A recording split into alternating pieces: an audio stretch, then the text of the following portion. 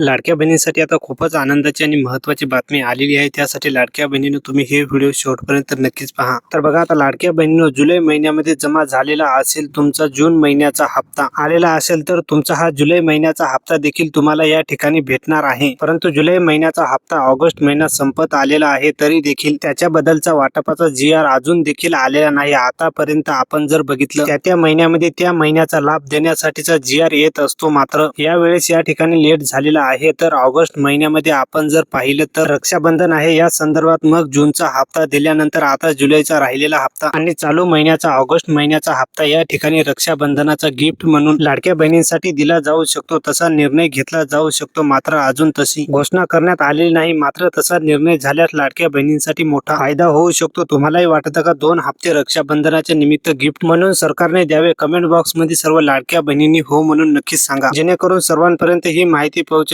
तर बघा, आता महत्वाचं आहे ते म्हणजे तुमचा जुलै महिन्याचा हप्ता भेटणं. त्यासोबत अजून एक महत्वाची माहिती आलेली आहे, ती म्हणजे लाभार्थ्यांची आता प्रतीक्षा संपलेली आहे. अंतिम यादी जाहीर. आता लाडकी बहीण योजनेची 1500 रुपयांचा हप्ता या ठिकाणी जुलै महिन्याचा कधी येणार त्याचीच माहिती आपण बघणार आहोत. मुख्यमंत्री माझी लाडकी बहीण योजनेत KYC आणि पडताळणी प्रक्रिया पूर्ण झाली असून 1.66 कोटी पात्र महिलांची अंतिम यादी जाहीर आता करण्यात आलेली आहे, अशी न्यूज मध्ये या ठिकाणी ही माहिती सध्या प्रसिद्ध झालेली आहे. मुख्यमंत्री माझी लाडकी बहीण योजनेतल्या लाभार्थी महिलांसाठी मोठी अपडेट समोर आलेली आहे. राज्य सरकारने KYC आणि लाभार्थी पडताळणी प्रक्रिया पूर्ण करून पात्र महिलांची अंतिम यादी तयार केली आहे. या यादीमध्ये 1,66,00,000 महिलांचा समावेश करण्यात आलेला आहे. आता याच महिलांच्या बँक खात्यामध्ये दरमहा 1500 रुपये थेट DBT द्वारे मदतीने या ठिकाणी डायरेक्ट बेनिफिट ट्रान्सफर जे आहे, म्हणजे जे प्रत्येक वेळेस याच पद्धतीने पैसे जमा होतात तुमच्या अकाउंटला, तसेच या लाडक्या बहिणींना एवढ्या लाडक्या बहिणींना सतत जमा होत राहणार आहे. तर बघा, तसेच याआधी अनेक महिलांचे अर्ज